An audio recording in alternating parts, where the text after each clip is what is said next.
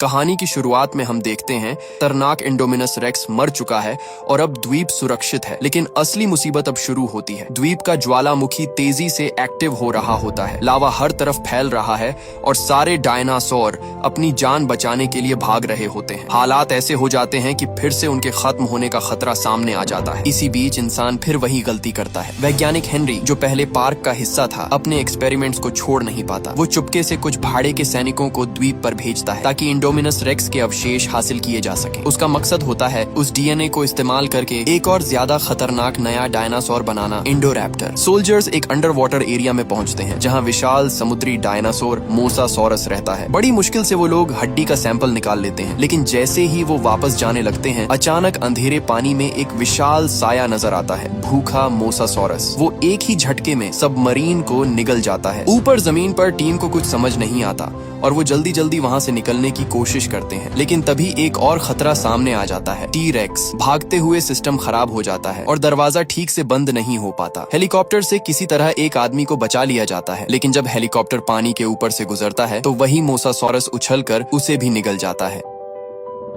आखिर में मिशन पूरा तो हो जाता है, लेकिन 3 लोगों की जान चली जाती है और मोसासॉरस आजाद हो जाता है। उधर इस पूरी घटना की खबर दुनिया भर में फैल जाती है। अमेरिका की सीनेट में बहस शुरू होती है। क्या इन डायनासोर को बचाया जाए या उन्हें अपने हाल पर छोड़ दिया जाए? कुछ लोग उन्हें बचाने के पक्ष में होते हैं, लेकिन डॉक्टर मैल्कम जैसे लोग इसका विरोध करते हैं, क्योंकि उनके हिसाब से इंसान पहले ही बहुत बड़ी गलती कर चुका है। कहानी आगे बढ़ती है और अब फैसला इंसानों के हाथ में आ जाता है। एक तरफ कुछ लोग कहते हैं कि डायनासोर्स को बचाना नहीं चाहिए। उनका मानना होता है कि ये जीव पहले ही लाखों साल पहले खत्म हो चुके थे और इन्हें वापस लाना कुदरत के खिलाफ था। अब जब आइलैंड पर ज्वालामुखी फटने वाला है तो इन्हें उसी के साथ खत्म हो जाने देना चाहिए, यही सही होगा। डॉक्टर मैल्कम भी इसी बात का समर्थन करते हैं, लेकिन उनकी इस बात पर वहाँ मौजूद लोग गुस्सा हो जाते हैं और उन्हें बेरहम तक कह देते हैं। दूसरी तरफ कुछ लोग डायनासोर्स को बचाने के हक में होते हैं। इस तरफ की लीडर क्लेयर होती है, जो पहले पार्क चलाती थी लेकिन अब डायनासोर्स को बचाने के लिए काम कर रही है। वो हर जगह लोगों से मदद मांगती है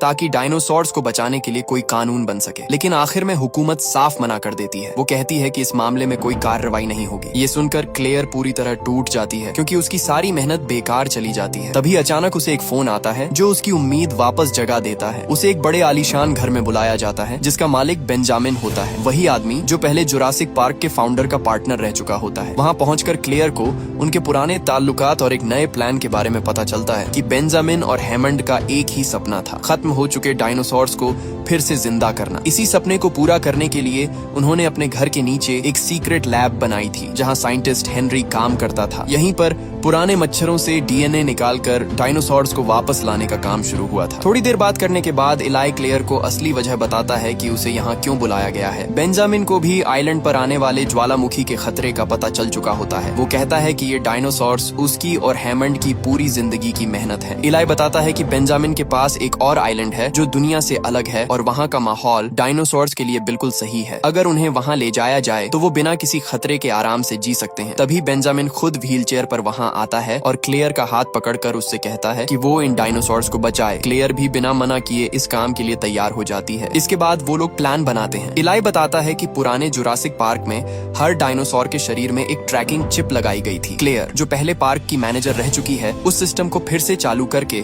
हर डायनासोर की लोकेशन पता कर सकती है। इससे कम समय में ज्यादा डायनासोर्स को बचाना आसान हो जाएगा। लेकिन इलाई एक और बात बताता है। इस मिशन में एक खास डायनासोर सबसे ज्यादा जरूरी है और वो है ब्लू रैप्टर, क्योंकि वही इस पूरे प्लान की सबसे अहम कड़ी बनने वाली है। इलाई क्लेयर को बताता है कि रैप्टर लड़ाकू डायनासोर वैसे ही बहुत समझदार होते हैं और ट्रेनिंग की वजह से ब्लू तो और भी ज्यादा इंटेलिजेंट है। वो कहता है कि ब्लू शायद धरती का दूसरा सबसे समझदार जीव है। 3 साल पहले हुई लड़ाई में 4 में से 3 रैप्टर मर चुके हैं, इसलिए अब किसी भी हालत में ब्लू को बचाना बहुत जरूरी है। यहाँ एक जरूरी बात सामने आती है, इन डायनासोर्स को शिफ्ट क्यों करना पड़ रहा है? असल में आइलैंड पर पैदा होने से पहले ही उनके डीएनए में बदलाव किया गया था ताकि सारे डायनासोर्स फीमेल हों और वो खुद से बढ़ न सकें। मतलब अगर उन्हें अभी नहीं बचाया गया तो उनकी पूरी प्रजाति हमेशा के लिए खत्म हो जाएगी। जब क्लेयर कहती है कि ब्लू को पकड़ना आसान नहीं होगा तो इलाई उसे सलाह देता है कि वो ओवेन को इस मिशन में शामिल करे। क्लेयर और ओवेन पहले साथ थे, लेकिन इंडोमिनस रेक्स वाली घटना के बाद उनका रिश्ता टूट गया था। ओवेन बताता है कि उसे पहले ही इस मिशन के लिए बुलाया गया था, लेकिन उसने मना कर दिया था क्योंकि वो अपनी नई जिंदगी में खुश था। क्लेयर उससे ज्यादा बहस नहीं करती, बस इतना कहती है कि वो अपने अंदर की अच्छाई को नजरअंदाज न करे और वहाँ से चली जाती है। बाद में ओवेन अपने पुराने वीडियो देखता है जिसमें वो रैप्टर्स को ट्रेन करता था। उसे याद आता है कि 4 में से अब सिर्फ ब्लू ही बची है। आखिरकार वो अपने दिल की सुनता है और इस मिशन में शामिल होने का फैसला कर लेता है। अब एक टीम तैयार होती है। क्लेयर, ओवेन, एक डॉक्टर और एक प्रोग्रामर, सब लोग प्लेन में बैठकर आइलैंड की तरफ निकलते हैं। कुछ ही समय में वो वहाँ पहुँच जाते हैं। जो आइलैंड पहले हजारों टूरिस्ट से भरा रहता था, अब ज्वालामुखी की वजह से खतरे की जगह बन चुका है। वहाँ उनका सामना एक भाड़े के सैनिकों के लीडर से होता है जो खुद को उनकी मदद के लिए आया हुआ बताता है। लेकिन ओवेन को शुरुआत से ही उस पर शक होता है कि मामला उतना सीधा नहीं है। सब लोग तैयार होकर गाड़ियों में बैठकर आइलैंड के अंदर वाले हिस्से की तरफ बढ़ते हैं। जैसे ही वो कंट्रोल सेंटर पहुंचते हैं, अचानक एक जोरदार आवाज आती है। एक लड़की बाहर देखती है और तुरंत गाड़ी से उतर जाती है। तभी उनके सामने एक बहुत बड़ा डायनासोर आता है जिसकी ऊंचाई बहुत ज्यादा होती है, लेकिन वो घास खाने वाला होता है, इसीलिए किसी पर हमला नहीं करता। सब लोग थोड़ा राहत की सांस लेते हैं। प्लान के मुताबिक फ्रैंकलिन सिस्टम चालू करता है और क्लेयर अपने हाथ से लॉग इन करके ट्रैकिंग सिस्टम रीस्टार्ट करती है। तुरंत स्क्रीन पर आइलैंड के सारे डायनासोर्स की लोकेशन दिखने लगती है। थोड़ी ही देर में ब्लू रैप्टर की लोकेशन भी मिल जाती है। क्योंकि ये मिशन का सबसे जरूरी हिस्सा है, इसलिए ओवेन खुद जाने का फैसला करता है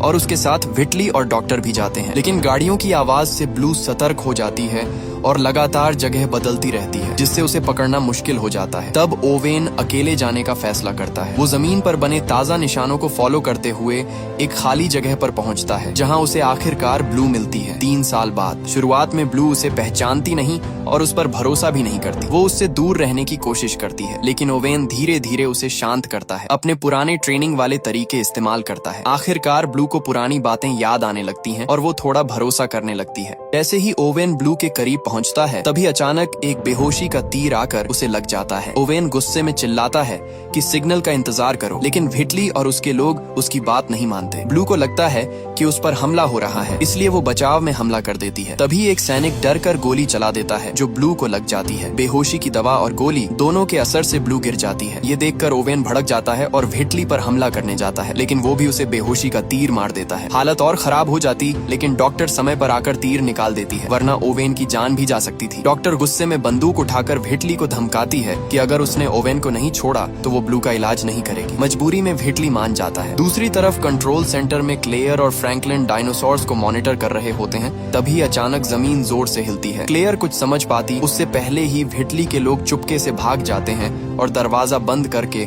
उन्हें अंदर फंसा देते हैं। तभी पता चलता है कि ज्वालामुखी पूरी तरह फट चुका है। व्हिटली और उसकी टीम को अब किसी की परवाह नहीं होती। वो बस पकड़े गए डायनासोर्स को लेकर वहाँ से भाग रहे होते हैं। असल सच्चाई अब सामने आती है। ये पूरा रेस्क्यू मिशन एक झूठ था। इलाय और व्हिटली मिलकर डायनासोर्स को बेचने का प्लान बना चुके होते हैं। उनकी बात एक छोटी लड़की सुन लेती है, लेकिन उसे डांट कर चुप करा दिया जाता है। उधर क्लेयर और फ्रैंकलिन कंट्रोल सेंटर में फंसे होते हैं, लेकिन हार नहीं मानते। वो बाहर निकलने का रास्ता ढूंढते हैं और आखिरकार एक गुप्त रास्ता मिल जाता है। लेकिन जैसे ही वो आगे बढ़ते हैं, सिस्टम अलर्ट देता है कि अंदर कोई खतरनाक जीव है। तभी अंधेरे में एक डरावना डायनासोर सामने आता है। उसी वक्त लावा भी अंदर आने लगता है, जिससे हालात और खतरनाक हो जाते हैं। किसी तरह वो उस डायनासोर से बचते हैं और पास के एक इमरजेंसी रास्ते से बाहर निकल जाते हैं, लेकिन खतरा अभी खत्म नहीं हुआ होता। दूसरी तरफ ओवेन, जो बेहोशी के असर में होता है, एक और बड़े डायनासोर के सामने आ जाता है और अब उसकी जान फिर से खतरे में पड़ जाती है।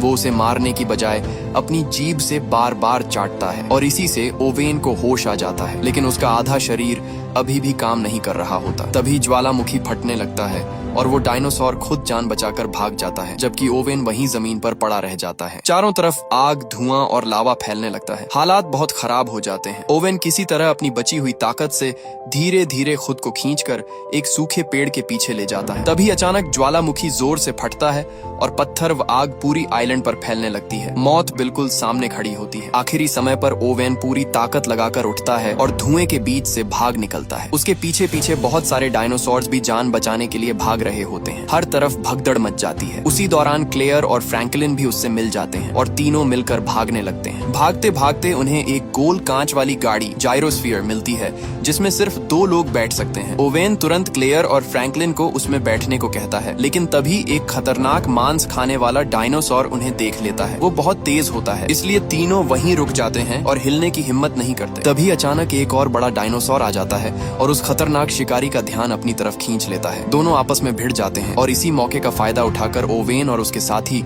अपनी जान बचाने की कोशिश करते हैं। जब दो बड़े डायनासोर्स आपस में लड़ रहे होते हैं तभी उनकी टक्कर से जायरोस्फीयर पलट जाती है और दरवाजा लॉक हो जाता है। क्लेयर और फ्रैंकलिन अंदर फंस जाते हैं जबकि ओवेन बाहर रह जाता है। इसी बीच वो सींग वाला डायनासोर हार जाता है और खतरनाक शिकारी फिर से ओवेन पर हमला करने के लिए आगे बढ़ता है, लेकिन ठीक उसी वक्त अचानक टी-रेक्स आ जाता है और उस शिकारी को पकड़कर गिरा देता है। ओवेन एक पल के लिए हैरान रह जाता है। 3 साल बाद वही डायनासोर फिर उसकी जान बचाता है, लेकिन सोचने का समय नहीं होता क्योंकि ज्वालामुखी फिर से फटता है और चारों तरफ धुआं और आग फैल जाती है। तीनों किसी तरह भागते हुए आइलैंड के किनारे तक पहुंचते हैं, लेकिन धुएं की वजह से कुछ दिखाई नहीं देता और क्लेयर और फ्रैंकलिन की जायरोस्फीयर सीधे समुंदर में गिर जाती है। शुरुआत में वो पानी पर तैरती रहती है, लेकिन फिर गर्म पत्थरों से उसका शीशा पिघलने लगता है और पानी अंदर भरने लगता है। उनकी जान खतरे में पड़ जाती है। आखिरी समय पर ओवेन पहुंचता है और किसी तरह कांच तोड़कर उन्हें बाहर निकाल लेता है। तीनों तैरकर किनारे पहुंचते हैं। वहां वो देखते हैं कि भाड़े के सैनिक डायनासोर्स को जहाज पर चढ़ा रहे हैं। अब साफ हो जाता है कि ये रेस्क्यू नहीं बल्कि डायनासोर्स को बेचने की साजिश है। क्लेयर को समझ आ जाता है कि उसे और ओवेन को इस मिशन में सिर्फ ब्लू को पकड़ने के लिए इस्तेमाल किया गया था। ओवेन तुरंत एक छोड़ा हुआ ट्रक पकड़ता है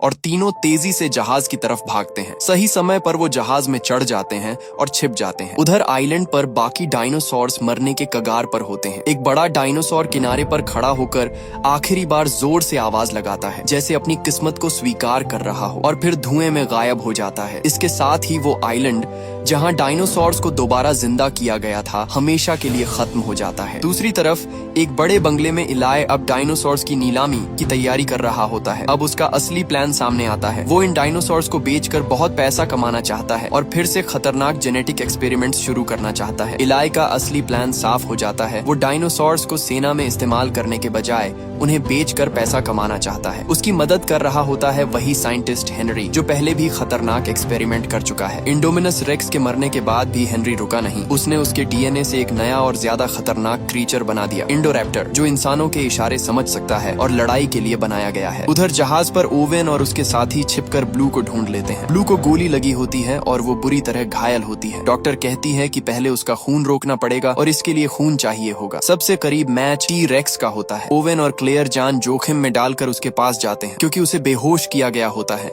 इसलिए वो उसके पास पहुंच जाते हैं। लेकिन जैसे ही वो खून निकालने वाले होते हैं टी-रेक्स अचानक जाग जाता है और हालात बेहद खतरनाक हो जाते हैं। क्लेयर ऊपर से निकलकर दरवाजा खोलती है और किसी तरह ओवेन बच निकलता है। आखिरकार वो लोग खून ले आते हैं। डॉक्टर ब्लू का ऑपरेशन करती है और उसके शरीर से गोली निकाल देती है। इस दौरान ओवेन देखता है कि ब्लू की आंख से आंसू निकलते हैं, जिससे ये साबित होता है कि डायनासोर सिर्फ जानवर नहीं बल्कि महसूस करने वाले जीव हैं। दूसरी तरफ बंगले में छोटी लड़की मेजी को सच्चाई का पता चल जाता है कि डायनासोर्स को बचाया नहीं जा रहा बल्कि बेचा जा रहा है। वो अपने दादा को बताती है लेकिन वो उस पर यकीन नहीं करते। तब मेजी खुद सच जानने के लिए सीक्रेट लैब में चली जाती है। वहाँ वो पुराने वीडियो देखती है। तभी इलाय और हेनरी भी वहाँ आ जाते हैं। वो लोग इंडोरैप्टर के बारे में बात कर रहे होते हैं और बताते हैं कि ब्लू इस नए क्रीचर को पूरा करने की आखिरी कड़ी है। हेनरी इस प्रोजेक्ट को लेकर पागल हो चुका होता है, जबकि इलाय को सिर्फ पैसों से मतलब होता है। उसे ब्लू की जान की कोई परवाह नहीं होती। वो सिर्फ ये देख रहा होता है कि नया बनाया गया खतरनाक डायनासोर कितने में बिकेगा। इसी बात पर उसका और हेनरी का जोरदार झगड़ा हो जाता है। दूसरी तरफ मेजी ये सब छुपकर सुन रही होती है। अचानक एक बंद कमरे के पीछे से कोई खतरनाक क्रीचर उसे पकड़ने की कोशिश करता है, लेकिन वो किसी तरह बचकर भाग जाती है। तभी इलाय उसे देख लेता है और उसे कमरे में बंद कर देता है। उधर जहाज आखिरकार किनारे पहुंच जाता है। फ्रैंकलिन गलती से मजदूरों के बीच फंस जाता है और उसे भी डायनासोर्स उतारने के काम में लगा दिया जाता है। वहीं ओवेन और क्लेयर छुपकर एक ट्रक में बैठ जाते हैं और डायनासोर्स के साथ उसी काफिले में बंगले की तरफ पहुंच जाते हैं। जैसे ही डायनासोर्स को कंटेनरों से निकालकर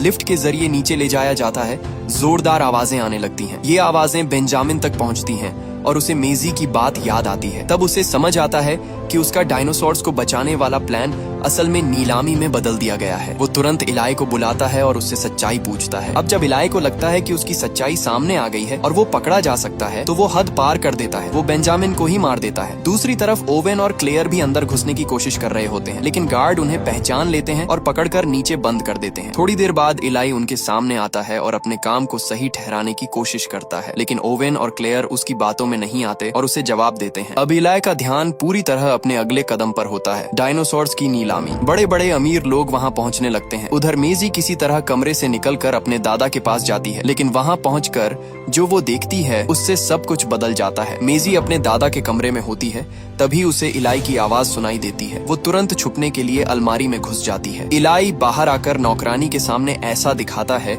जैसे बेंजामिन की मौत अचानक हुई हो। फिर वो उसे नौकरी से निकाल देता है। नौकरानी मेजी के लिए रुकना चाहती है, लेकिन इलाई उसे अपने अधिकार से दबाकर भेज देता है। छुपी हुई मेजी ये सब सुन लेती है और उसे एक फोटो में अपने जैसी दिखने वाली लड़की भी नजर आती है, जिससे वो और डर जाती है। उधर नीचे कैद में क्लेयर को पछतावा होता है कि उसने गलत लोगों पर भरोसा किया और ओवेन को भी इस मुसीबत में डाल दिया। ओवेन फिर भी हार नहीं मानता। उसे पास वाले कमरे में एक ऐसा डायनासोर दिखता है जिसके सिर की हड्डी बहुत मजबूत होती है। वो उसे आवाज देकर उकसाता है और वो डायनासोर दीवार तोड़ देता है। फिर उसी की मदद से वो लोग जेल का दरवाजा भी तोड़कर बाहर निकल जाते हैं। जैसे ही वो बाहर आते हैं, उनकी मुलाकात मेजी से होती है। मेजी रो रही होती है क्योंकि उसके दादा मर चुके हैं और उसका ख्याल रखने वाला भी जा चुका है। अब वो पूरी तरह अकेली होती है। ये देखकर ओवेन और क्लेयर फैसला करते हैं कि उसे अपने साथ लेकर निकलेंगे। इसी बीच ऊपर नीलामी शुरू हो चुकी होती है। बड़े बड़े अमीर लोग डायनासोर्स को खरीदने के लिए बोली लगा रहे होते हैं। हर कोई जल्दी में है कि कहीं मौका हाथ से न निकल जाए। इलाई स्क्रीन पर बढ़ती कीमत देखकर खुश हो रहा होता है। फिर माहौल को और गर्म करने के लिए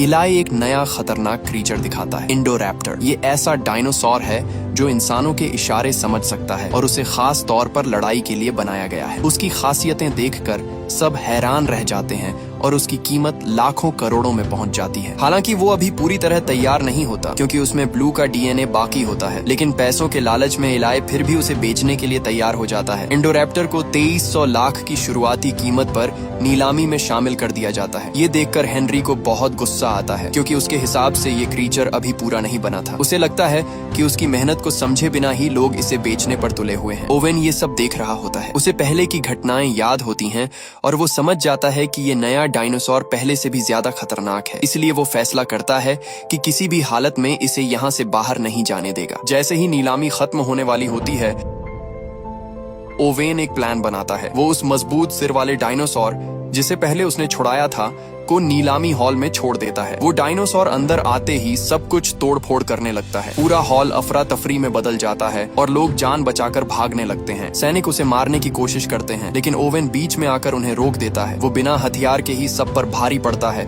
और हालात और बिगड़ जाते हैं। इलाई तुरंत आदेश देता है कि इंडोरैप्टर को वहाँ से हटाया जाए, लेकिन तब तक बहुत देर हो चुकी होती है। उधर खरीदार डर कर भाग जाते हैं और नीलामी रुक जाती है। इसी बीच भिटली वापस आता है और उस खतरनाक डायनासोर को देखकर उसके लालच में आ जाता है। वो उसे बेहोशी का तीर मारता है और उसके पिंजरे के अंदर चला जाता है, सिर्फ उसके दांत निकालकर ट्रॉफी बनाने के लिए। लेकिन वो एक बड़ी गलती कर देता है क्योंकि जो डायनासोर उसे बेहोश लग रहा था वो असल में पूरी तरह होश में होता है और अगले ही पल कुछ ऐसा होता है जो सबको हिला कर रख देता है। वो उस पर हमला कर देता है और भिटली अपनी जान गंवा बैठता है। अब ये खतरनाक क्रीचर आजाद हो चुका होता है और पूरा बंगला मौत के खतरे में आ जाता है। उधर ओवेन, क्लेयर और मेजी को अभी तक पता नहीं होता कि इंडोरैप्टर भाग चुका है। वो वहाँ से निकलने की कोशिश करते हैं, तभी इलाई रास्ता रोक लेता है। मेजी को अपने खिलाफ देखकर वो एक बड़ा राज खोल देता है। वो बताता है कि मेजी असल में बेंजामिन की असली पोती नहीं बल्कि उसकी बेटी का क्लोन है जिसे वापस पाने के लिए बनाया गया था। लेकिन इलाई अपनी बात पूरी कर पाता उससे पहले ही इंडोरैप्टर अचानक आकर उसके आदमियों पर हमला कर देता है। ये देखकर सबके होश उड़ जाते हैं और अब हर कोई सिर्फ अपनी जान बचाने के बारे में सोचता है। दूसरी तरफ लैब में हेनरी भागने की तैयारी कर रहा होता है। वो सारे जरूरी सामान पैक करता है